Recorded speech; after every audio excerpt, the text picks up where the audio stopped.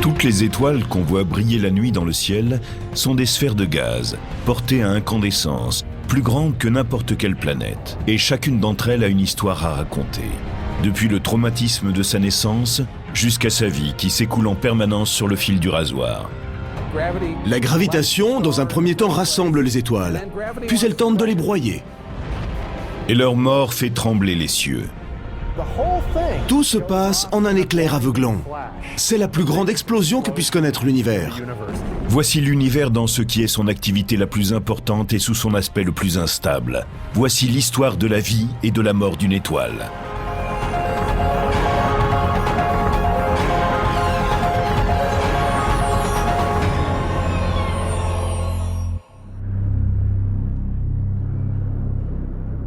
Comme des villes qui scintilleraient dans le désert, les galaxies émergent de l'obscurité. Elles se composent de milliards de lumières flamboyantes, les étoiles. Il y a des milliards et des milliards d'étoiles. On en compte 400 milliards rien que dans notre galaxie. Mais comment sont-elles nées? Comment s'éteindront-elles? Et pourquoi les habitants de la Terre doivent-ils la vie à des étoiles mortes? Tout commence ici, dans ce nuage de poussière et de gaz qui flotte au-dessus du désert interstellaire. Voici les piliers de la création.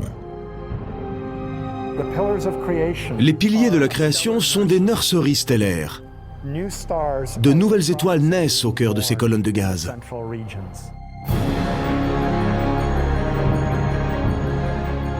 Situés à 7000 années-lumière de la Terre, ils font partie de la nébuleuse de l'Aigle, qui n'est qu'une des milliards de régions de l'univers où se forment les étoiles.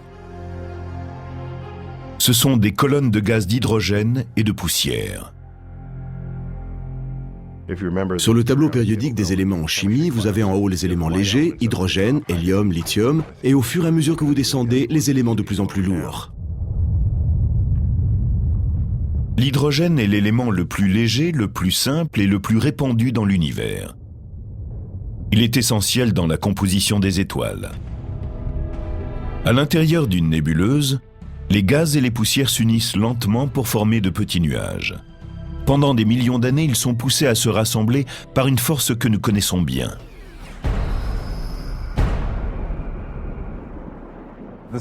C'est cette même force qui nous rattache à la Terre et qui nous garde à sa surface. C'est la force de gravitation. Elle pousse les objets les uns vers les autres, permettant ainsi la formation des planètes, des étoiles et des galaxies. La gravitation est sous bien des aspects la force la plus importante de l'univers. Et une de ses activités principales est la formation des étoiles. Celles-ci sont comme une unité de masse, produite par la gravitation en rassemblant des éléments dispersés.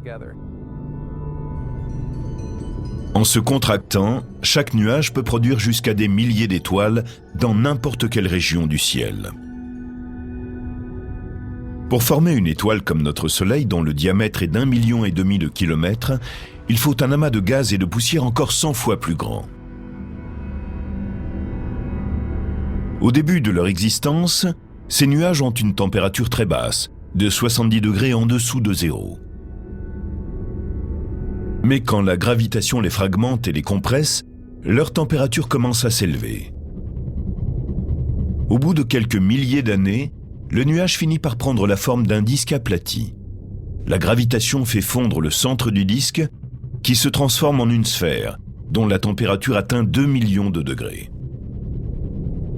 Ce système lumineux est aujourd'hui connu sous le nom de proto-étoile, ou protostar.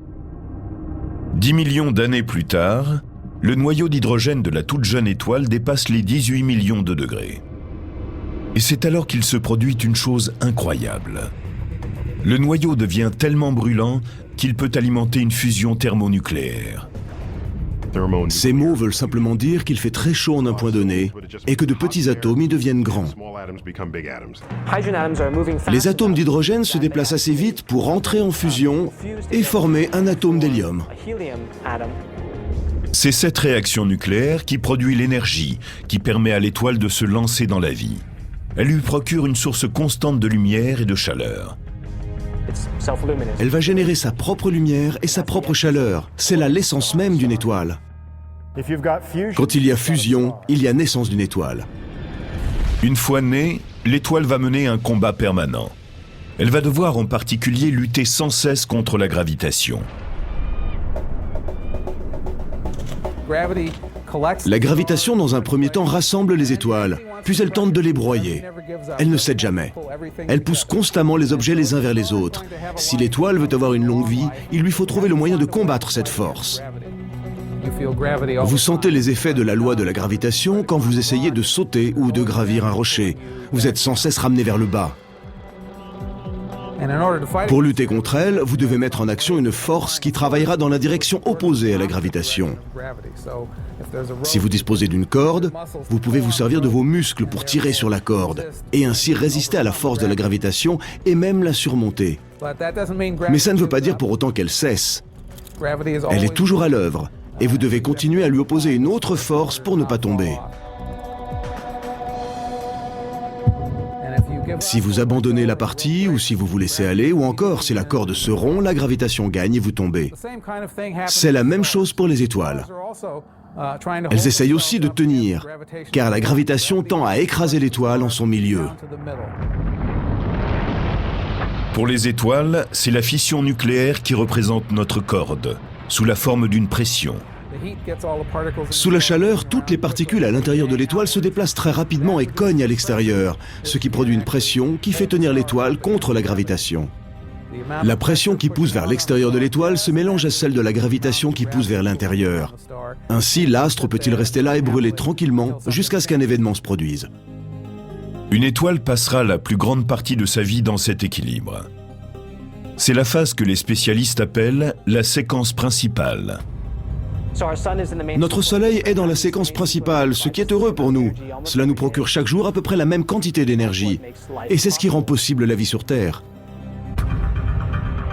Les étoiles en séquence principale ne sont pas toutes semblables. Certaines sont plus petites et plus froides que le Soleil, d'autres plus grandes et plus chaudes. La chaleur d'un objet se reflète dans la couleur de la lumière qu'il émet. Si l'on prend le Soleil, la plupart de la lumière qui en sort est de couleur jaune.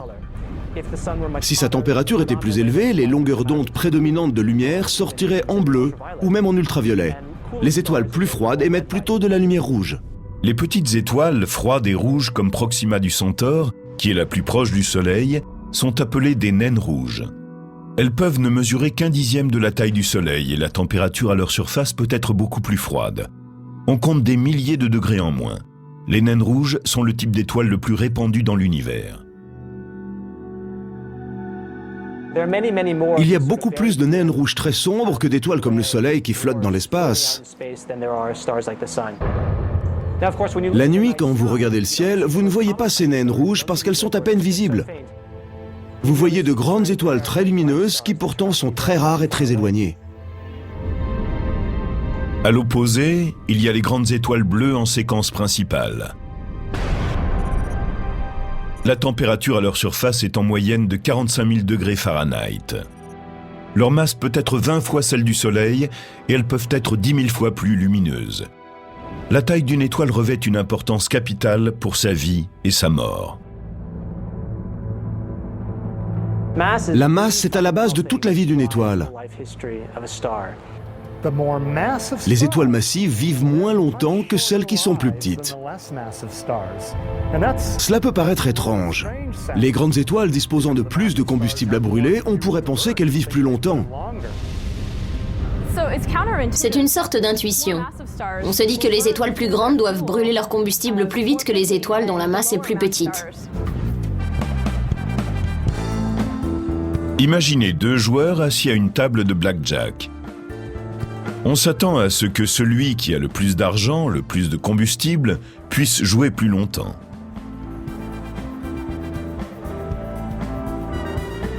Mais si celui-ci mise très gros à chaque tour, Un joueur qui dispose de plus d'argent mais qui mise 10 000 $ à chaque fois va épuiser son argent beaucoup plus vite. Ainsi, plus vous avez une masse élevée, une température élevée et une pression élevée, plus le niveau de fusion est fort et la masse dont vous disposez s'épuise plus rapidement. C'est un simple calcul. Il s'agit de savoir le combustible dont vous disposez et à quel rythme vous le convertissez. Les étoiles de grande masse vivent plus vite. Elles brûlent la chandelle par les deux bouts. Une très grande étoile meurt en l'espace d'1 million d'années.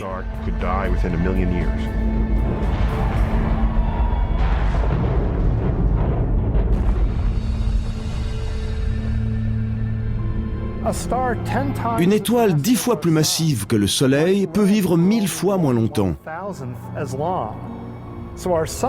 Notre Soleil vivra 10 milliards d'années.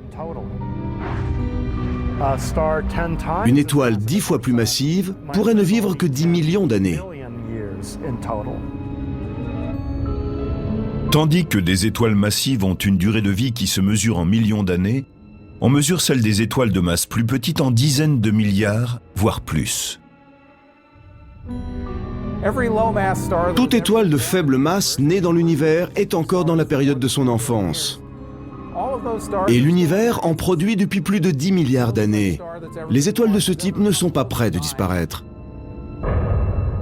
Mais pour toutes les étoiles, y compris pour le Soleil, la vie en séquence principale ne peut durer éternellement.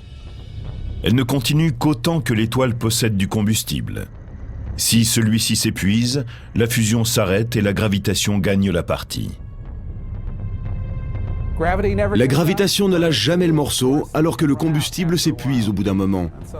C'est ainsi que l'étoile et le grimpeur connaissent le même problème.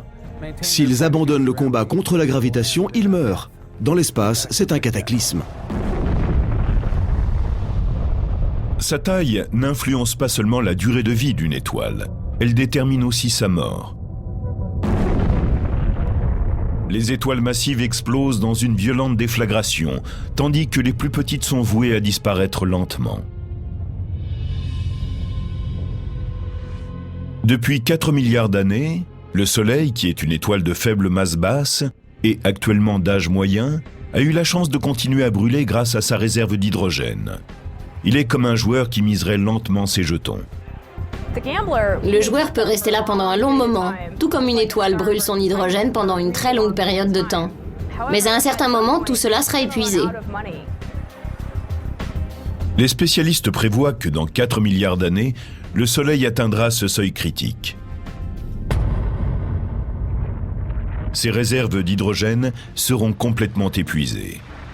La fusion nucléaire s'arrêtera et la gravitation commencera à détruire l'étoile. À ce moment, la situation sera désespérée. Pour survivre, une étoile comme le Soleil doit trouver une nouvelle source d'énergie. Elle possède de l'hélium, mais pour brûler l'hélium, le noyau doit être 10 fois plus chaud qu'il ne l'a été durant tout le temps où il a brûlé de l'hydrogène. Il ne pourra pas faire fondre cet hélium en des éléments plus lourds, comme le carbone ou l'oxygène, avant que le noyau ne soit suffisamment brûlant. Il est plus difficile d'avoir des noyaux d'hélium assez proches pour que la force de fusion nucléaire s'en empare et les oblige à fusionner.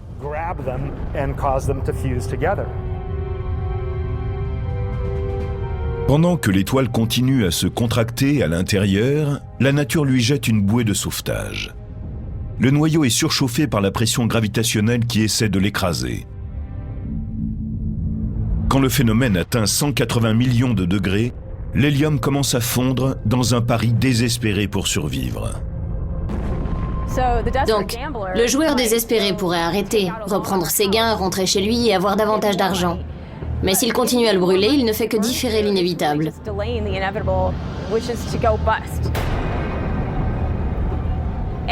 Et pour une étoile, l'inévitable, c'est de mourir. L'étoile, qui a brûlé pendant 10 milliards d'années grâce à son hydrogène, va maintenant fonctionner sur ses réserves d'hélium pendant plusieurs centaines de millions d'années. Et cela commence. Elle est à court d'hydrogène, elle commence à utiliser l'hélium, puis l'hélium diminue, elle tente d'utiliser le carbone, mais elle n'y parviendra pas. Toute cette activité a lieu dans le dernier dixième de sa vie d'étoile. La température torride de l'hélium en train de brûler provoque le gonflement des couches extérieures de l'étoile. À ce moment-là, l'atmosphère extérieure de notre étoile sera si peu retenue par la gravitation que cela débutera comme une sorte d'évaporation.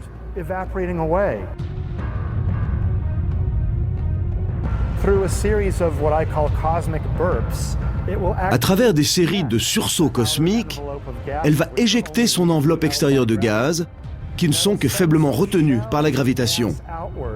Les cartouches de gaz envoyées vers l'extérieur et illuminées par l'étoile centrale provoquent ce qu'on appelle un phénomène nébuleux. Ce sont de magnifiques obus de gaz qui brillent en entourant le noyau de notre étoile en train de mourir.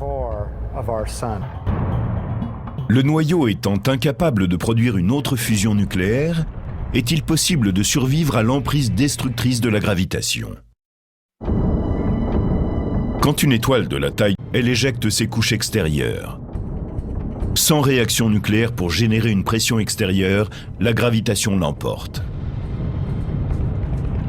L'étoile commence à tomber sur elle-même comme un grimpeur trop fatigué pour se retenir à sa corde.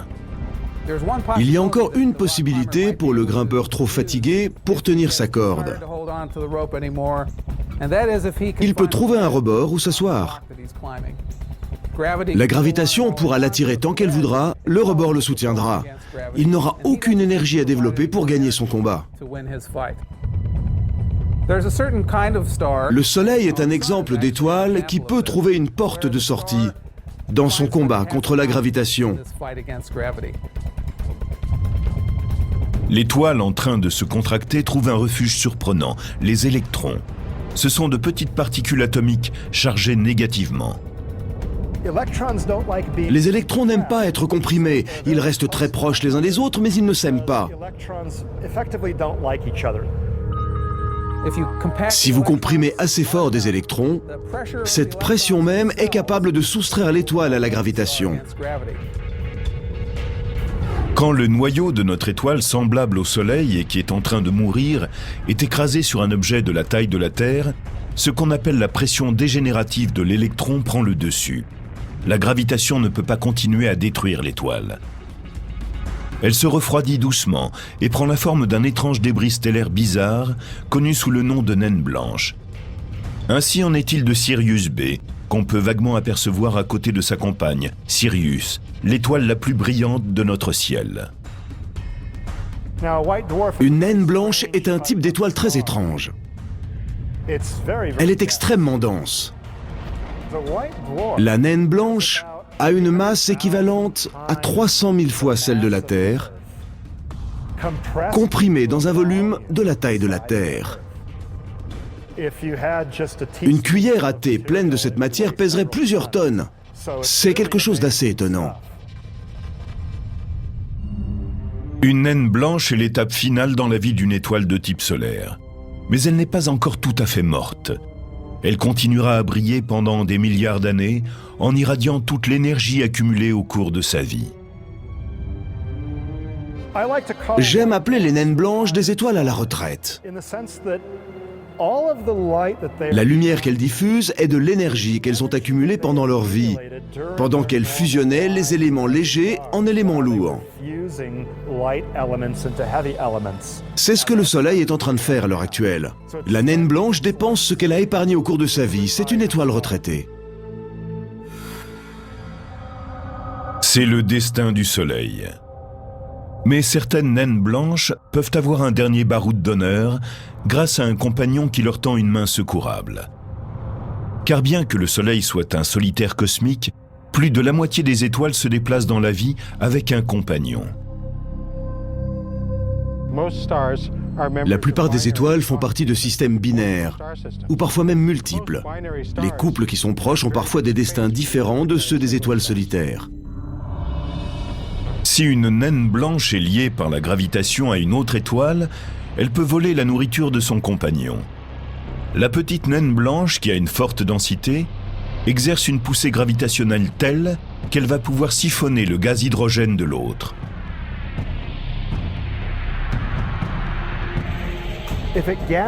En prenant de la matière auprès de sa compagne, l'étoile peut développer sa masse. Mais celle-ci peut ensuite atteindre une limite instable, 40% de plus que la masse de notre Soleil. À ce moment-là, la naine blanche connaît une catastrophe. Elle explose en un éclair aveuglant. Il se produit ce qu'on appelle un emballement thermonucléaire.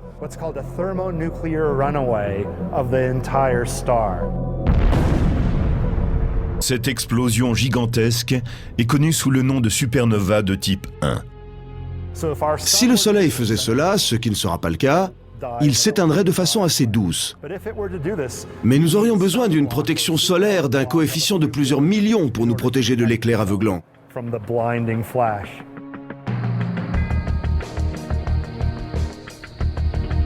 À Berkeley, qui dépend de l'Université de Californie, l'astronome Alex Filippenko est l'un des meilleurs chasseurs de supernovas. Son équipe en a localisé plus de 600 au cours de la dernière décennie. C'est considérable, dans la mesure où il en apparaît peut-être 12 par siècle dans chaque galaxie. Traquer les supernovas est comme scruter un stade de football bondé avec des jumelles, dans l'espoir d'attraper l'unique personne susceptible de déclencher un flash à un moment précis. Si vous devez regarder un à un chaque spectateur, il va vous falloir beaucoup de temps pour trouver celui qui va prendre une photo au flash. Filippenko accroît ses chances en étendant sa recherche au-delà des étoiles, ou même des seules galaxies. Pour cela, il fait appel à un assistant à la technologie très avancée. Voilà un engin de recherche robotique qui explore les étoiles et les supernovas en train d'exploser. Il était programmé pour photographier plus de 1000 galaxies en une nuit. En une semaine, il prend des images de 7 à 8000 galaxies.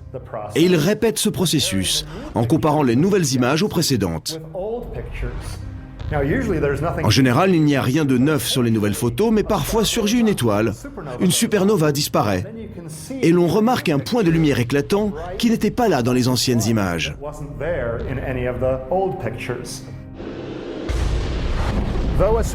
Bien qu'une supernova soit très brillante, sa lumière visible ne représente que 1% d'1% de son énergie totale. Un 10 millième de toute l'énergie émise pendant son explosion colossale.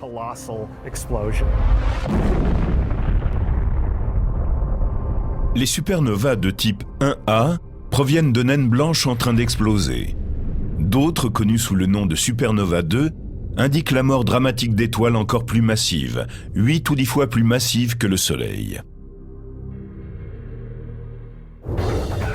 Contrairement à leurs cousines plus petites, quand les étoiles massives ont épuisé leur hydrogène, elles peuvent commencer à brûler d'autres éléments. Les cendres de chaque série de réactions nucléaires deviennent le combustible pour la prochaine, si bien que lorsqu'elle est proche de la fin, une étoile massive ressemble à un oignon, avec une couche extérieure de combustible originel, d'hydrogène, entourée de couches successives d'éléments de plus en plus lourds. Elle traverse la vie en transformant l'hydrogène en hélium, puis l'hélium en carbone et en oxygène, puis l'oxygène en néon et en magnésium, et ensuite en silicone et sulfure. Et ensuite vient le fer. L'étoile massive développe un noyau de fer. Mais la fusion du fer en éléments plus lourds n'apporte rien de bon à l'étoile. Elle ne garde pas la chaleur à l'intérieur, car la fusion du fer en éléments plus lourds requiert de l'énergie. Elle absorbe de l'énergie, elle n'en libère pas. Ainsi, ce noyau de fer se développe sans fusion, et il devient parfois instable. Quand sa taille atteint environ 1,5 fois celle du Soleil, il s'effondre. Et cet effondrement est violent. En 1 seconde et demie, un noyau de la taille du Soleil est détruit en un objet de 15 km de diamètre. Pendant un moment, le noyau rebondit, se fracasse sur les couches extérieures de l'étoile et donne le coup d'envoi à une des explosions les plus massives de l'univers depuis le Big Bang. L'effondrement du noyau de fer disperse le reste de l'étoile au cours d'une explosion colossale. C'est vraiment un événement stupéfiant, incroyable. Les spécialistes sont convaincus que les supernovas représentent bien plus qu'un light show spectaculaire. En fait, elles sont la source d'éléments lourds qui transforment tout autour de nous. Tout le fer que vous voyez dans cette fonderie vient d'étoiles qui ont fini en explosions gigantesques.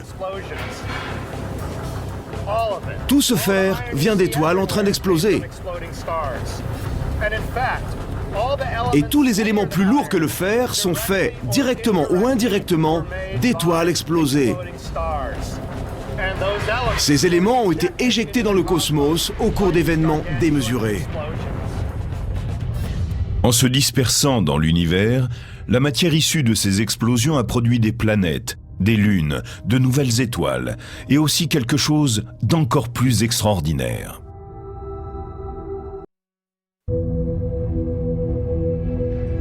Si vous pouviez remonter sur la trace de vos ancêtres jusqu'aux origines, vous trouveriez sur votre arbre généalogique une étoile en train d'exploser. Nous sommes essentiellement faits de matière d'étoiles ou de poussière d'étoiles, comme Carl Sagan aime à le dire. Les éléments de notre corps, plus lourds que l'hydrogène et l'hélium, viennent d'étoiles mortes depuis longtemps. Le calcium de nos os, l'oxygène que nous respirons, le fer de nos os, de notre sang, le carbone dans la plupart de nos cellules, tout cela vient des étoiles. Il y a eu des réactions nucléaires, puis tout cela a été éjecté par la supernova.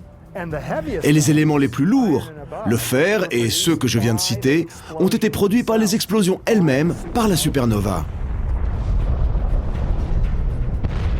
Tandis que l'explosion d'une supernova de type 2 inonde l'univers d'éléments lourds, le noyau d'une étoile en train d'exploser est gardé intact. C'est la gravitation qui va se charger de le détruire. Mais pour cela, même s'il est plus petit qu'une naine blanche, elle va devoir vaincre une force étrange, la pression de dégénérescence de l'électron. La gravitation trouve un moyen de combattre la tendance des électrons à se pousser à l'écart l'un de l'autre, en combinant les électrons avec les protons et en les transformant en neutrons. On a maintenant un objet qui est presque entièrement fait de neutrons et la gravitation l'emporte. Cela permet au système de s'effondrer plus loin, il n'y a plus d'électrons pour arrêter le processus et la gravitation semble gagner.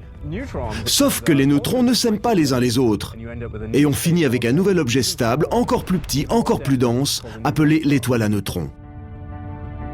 Comparées aux autres, les étoiles à neutrons sont des cailloux cosmiques. Elles peuvent mesurer moins de 15 km de diamètre. Imaginez que vous preniez une étoile qui fasse 1,5 fois la taille de notre Soleil. Ensuite, vous comprimez toute cette matière en un très petit espace, de la taille de Manhattan. Vous venez de fabriquer un neutron.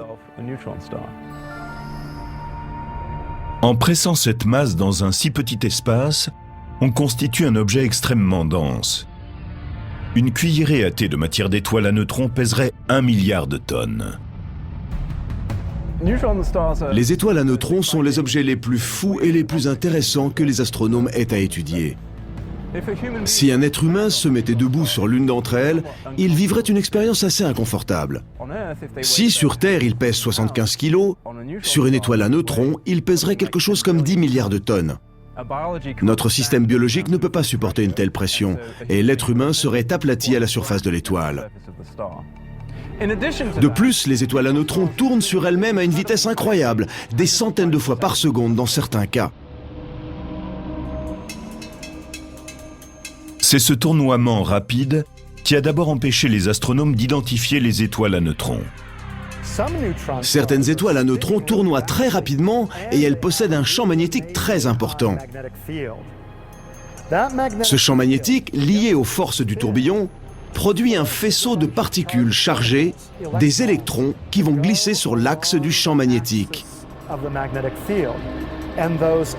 Une fois en accélération, ils dégagent de la lumière et produisent un faisceau très précis. C'est comme un phare, dont le faisceau couvre tout le champ qui est autour de lui. mais vous ne l'apercevez que lorsqu'il croise votre champ de vision. De la même façon, vous ne pouvez voir l'étoile à neutrons briller que lorsque son faisceau est dirigé vers vous. Cet objet est appelé pulsar. Certaines étoiles sont tellement massives que même une étoile à neutrons ne peut pas tenir sous le poids de leur effondrement. Et ensuite, la gravitation les réduit en un objet de densité infinie et qui nous fascine, le trou noir.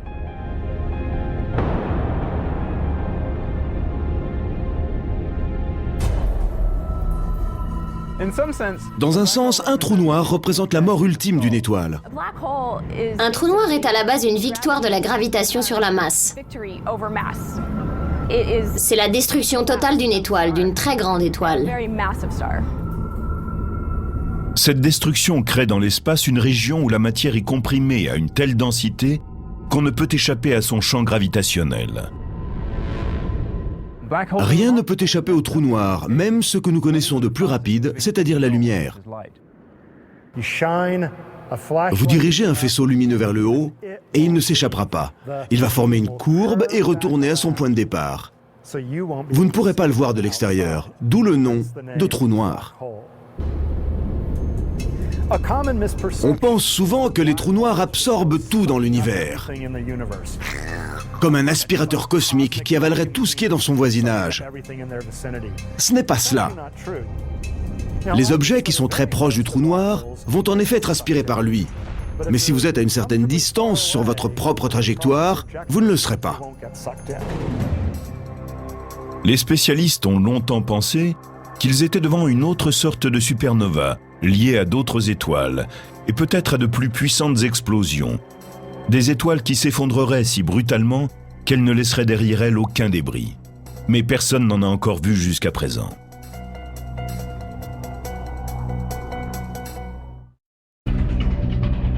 Même après tout ce temps, l'univers est toujours aussi surprenant par sa puissance. À l'automne 2006, les astronomes observent la plus vaste explosion stellaire dont ait jamais été témoin un homme. À 240 millions d'années-lumière de la Terre, une étoile massive se désintègre. Alex Filippenko et son équipe de l'Université de Californie furent stupéfaits par la puissance de l'explosion. L'énergie totale émise était 100 fois plus importante que celle d'une explosion massive normale.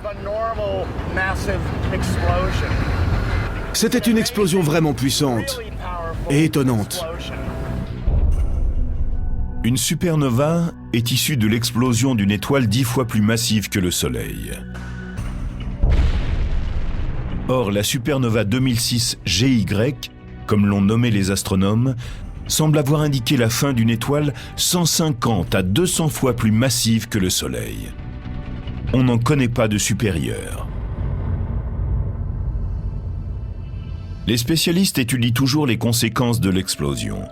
Mais ils pensent que la supernova 2006 GY a beaucoup à nous apprendre sur les premières étoiles qui ont peuplé notre univers. Nous pensons actuellement que les étoiles de la première génération devaient être très massives. Et elles ont sans doute explosé ainsi. Ce sont certainement ces méga-explosions qui, à l'origine, ont semé l'univers d'éléments lourds. Ces étoiles extrêmement massives sont les plus vastes usines de fer. Une seule étoile, de 150 fois la taille du Soleil, peut produire 20 ou 25 masses solaires de fer. C'est incroyable. Dans un cycle de vie, non seulement dans notre galaxie, mais dans tout le cosmos, quand une étoile meurt, en particulier parmi celles qui meurent de mort spectaculaire, c'est-à-dire les étoiles très massives dont le noyau contient du fer, c'est elle qui sème la graine qui donnera naissance aux générations suivantes d'étoiles, qui probablement contiendront les éléments de la vie même.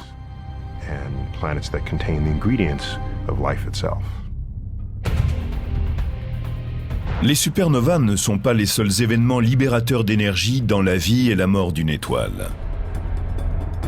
À l'heure actuelle, dans tout l'univers, il y a des milliers d'étoiles engagées dans de brillantes danses de feu.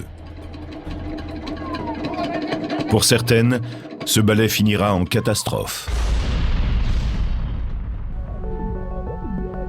L'astrophysicien Joshua Barnes, de l'Université d'Hawaï, étudie ce qui se passe quand une étoile se désintègre. Nous ne pouvons pas observer des étoiles en train de se désintégrer. Deux étoiles, quand elles se rapprochent assez pour se désintégrer, seraient juste un point lumineux, même avec les plus grands télescopes dont nous disposons. Nous avons donc besoin de faire nos recherches avec un ordinateur. En faisant des simulations sur ordinateur, les astrophysiciens ne peuvent saisir que deux types d'étoiles pour découvrir ce qui arrive lorsqu'elles sont impliquées dans une collision stellaire. On imagine des situations et ensuite on voit ce qui se passe. C'est comme lorsqu'on étudie des collisions automobiles. On les prend, on les écrase l'une contre l'autre dans un parking et on voit ce qui en sort. Parmi les phénomènes les plus violents modélisés par les astrophysiciens, il y a le clash de deux étoiles à neutrons. En général, elles sont liées deux par deux et tournent en orbite l'une autour de l'autre. À ce moment-là, elles perturbent l'espace-temps autour d'elles et créent des vagues d'énergie. Cette énergie ralentit les étoiles qui, de ce fait, deviennent de plus en plus proches. Quand elles arrivent vraiment très près, elles tournent en orbite de 100 à 1000 fois par seconde et tout cela finit dramatiquement. Au moment où deux étoiles à neutrons entrent en collision, elles se déplacent presque à la vitesse de la lumière. Bien que le choc final ne dure qu'une fraction de seconde, il génère plus d'énergie que le Soleil n'en produira au cours de sa vie entière. Grâce à la simulation informatique, nous pouvons aussi prévoir ce qui arriverait si une naine blanche de forte densité entrait en collision avec le Soleil. Ce serait un choc effrayant. Au moment du rapprochement, les champs gravitationnels de la naine blanche commenceraient à déformer le Soleil, si bien qu'il ne resterait plus à l'état de sphère. Il se transformerait en une sorte d'œuf au fur et à mesure que l'objet se rapprocherait de lui. La naine blanche avancerait vers le Soleil à une vitesse supersonique, et sa force de gravitation enverrait une énorme onde de choc sur l'étoile. Cela produirait une énergie thermonucléaire telle que le Soleil exploserait. Le plus étonnant, c'est qu'il ne faudrait qu'une heure à la naine blanche pour plonger sur le Soleil et l'anéantir. Si ce scénario venait à se produire, la vie sur Terre serait condamnée. Heureusement, la probabilité que cet événement se produise est minime. Le Soleil est dans une partie peu peuplée de la Voie lactée. Les étoiles solitaires sont bousculées et s'entrecroisent tout en effectuant leur circuit autour du centre galactique. C'est une circulation complexe, mais l'espace entre les étoiles est tellement grand qu'il n'y a guère de chance qu'il se produise une collision. Si vous décidiez d'attendre sur une plage cet événement, vous auriez à patienter bien longtemps. Au cours de toute sa vie, le Soleil a probablement une chance sur 1 milliard d'entrer en collision avec une autre étoile. Mais il y a des endroits dans les galaxies où les probabilités de collision sont plus importantes. Des régions où des centaines de milliers, voire des millions d'étoiles sont rassemblées en un amas globulaire par la force de la gravitation. Comparé au bras spiral de la Voie lactée, un amas globulaire est comme un espace de démolition.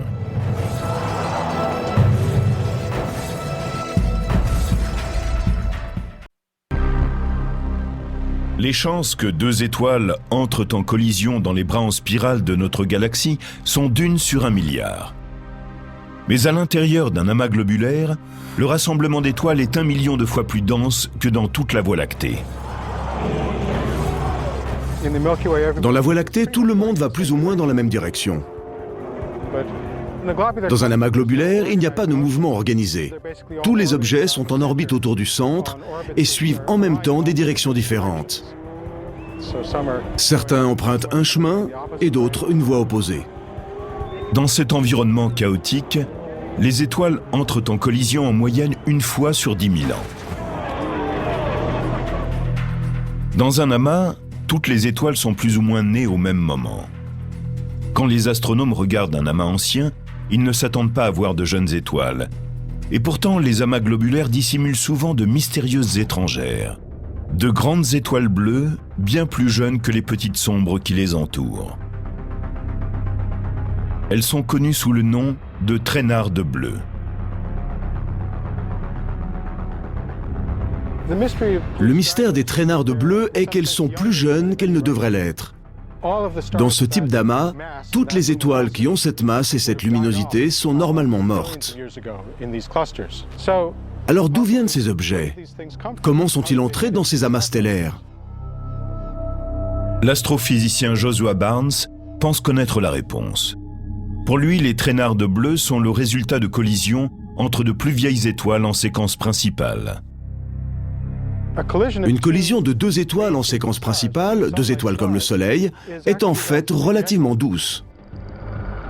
La force de gravitation de chaque étoile les enferme dans une spirale. Elles ont perdu l'énergie liée au mouvement. Elles reviendront et repasseront plusieurs fois par la suite. Elles se sont réchauffées, elles ont gonflé, et elles se sont en quelque sorte enroulées l'une autour de l'autre. Elles passent plusieurs fois de plus en plus près, jusqu'à finalement se rassembler et se fondre l'une dans l'autre.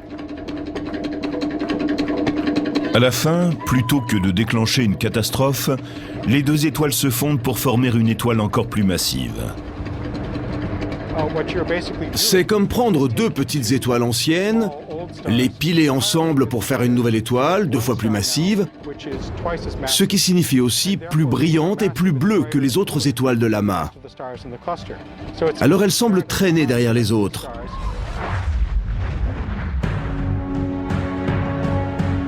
Le mystère des traînardes bleues semble avoir été résolu. Mais il y a maintenant un objet inhabituel que la science tente d'expliquer. Trous noirs, étoiles à neutrons et naines blanches témoignent de la fin de vie stellaire. Mais il y a d'autres objets célestes étranges qui n'ont jamais eu la chance de briller. Ce ne sont pas exactement des planètes, ni vraiment des étoiles. Ce sont les naines brunes. Une naine brune est à la base une étoile ratée. Michael Yu, astronome à l'université d'Hawaï, recherche ces objets énigmatiques. Les étoiles produisent beaucoup de lumière. Elles sont faciles à voir de très loin, mais les naines brunes ont une température très basse. Elles émettent donc une très faible lumière. Elles sont tellement sombres que nous ne pouvons les voir que lorsqu'elles sont très proches de nous. Une naine brune comprend les mêmes éléments qu'une étoile, mais elle n'a tout simplement pas assez de masse pour soutenir une fusion nucléaire. Si un objet naît avec moins de 8% de la masse du Soleil, il ne peut pas produire sa propre énergie. C'est essentiellement une étoile ratée. Sans possibilité de fusion, ces étoiles ratées commencent à agir davantage comme des planètes. Si vous voliez à la surface d'une étoile dans un vaisseau spatial, vous ne verriez rien qui ressemble à des nuages ou des montagnes, rien de tout cela. Mais quand vous allez vers une naine brune, les choses commencent à changer. Nous pensons que leur atmosphère pourrait être similaire à celle d'objets massifs comme Jupiter. Si vous connaissez les images de cette planète, vous savez qu'elle est composée de tranches qui ont des nuages à leur surface. Même sans photo d'une naine brune, nous pensons qu'elle pourrait elle aussi avoir une structure de nuages. Ce ne sont pas des nuages comme ceux que nous connaissons. Imaginez comme un fer à vapeur qui fabrique ces nuages, assez minces pour que du fer en tombe sous forme de gouttelettes. Personne n'aimerait se trouver en dessous.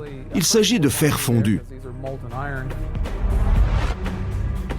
À ce jour, les astronomes n'ont localisé qu'environ 200 naines brunes, et ils se posent toujours de nombreuses questions sur ces mystérieux objets. Ils savent déjà que certaines d'entre elles sont entourées de disques de poussière et de gaz. Pourraient-ils se transformer en planètes? Ce n'est qu'un des nombreux mystères encore à résoudre, tandis qu'on continue à explorer les étoiles. Mais la science nous a déjà révélé que l'univers était un royaume magique de naines et de géantes, de traînardes et de supernovas. Et à travers l'histoire explosive des étoiles, nous avons découvert l'histoire du cosmos, ainsi qu'une clé pour comprendre nos origines.